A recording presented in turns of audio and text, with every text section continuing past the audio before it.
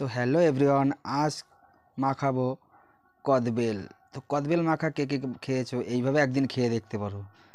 আমি একটা দাদাকে বললাম, দাদা একটু কদবেলটা মাখিয়ে দাও। কদবেলটা কিনে নিয়ে গিয়েছিলাম, দাদা বললো "হ্যাঁ, অবশ্যই মাখিয়ে দেবো"। আমি বললাম তোমাকে আমি এক্সট্রা কিছু পয়সা দিয়ে দেবো।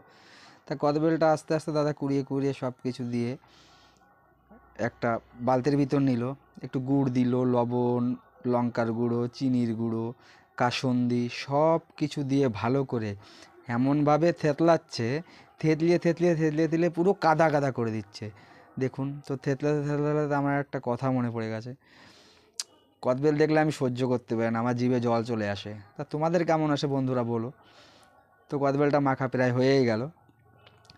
মাখা হয়ে গেল, এখন দাদা বলছি তুমি কি খাবে না নিয়ে যাবে? আমি বলছি না না, অবশ্যই দাদা খাবো এখানে, তোমাকে একটা বাটিতে করে দাও। তা বাটিতে করে দিচ্ছে। বাটিতে করে দেওয়ার পরে সঙ্গে আমার ছেলে আছে। ছেলে বলছে বাবা আমি একটু টেস্ট করে দেখবো প্রথমে। আমি বলছি অবশ্যই, তুমি টেস্ট করে দেখো। তা দেখো কী সুন্দর লুকটা, দেখো এত সুন্দর কালার, দেখে তো আমার মাথা একদম খারাপ হয়ে গেছে। তো আমার ছেলেকে বললাম তুমি একটু টেস্ট করে দেখো তো বাবা। বলো ঠিক আছে বাবা, আমি টেস্ট করে দেখছি। তো কীরকম লাগছে? বলছে হ্যাঁ হ্যাঁ, ভালো লাগছে ভালো লাগছে, হ্যাঁ। তো সকালবেলা আমরা মায়াপুরে গেছিলাম, মায়াপুরে গিয়ে বলে কদবেল মাখা খাবো। তো চলো কদবেল মাখা করেই খেয়ে ফেললাম। তো হ্যালো এভরিওয়ান, টাটা, আবার নেক্সট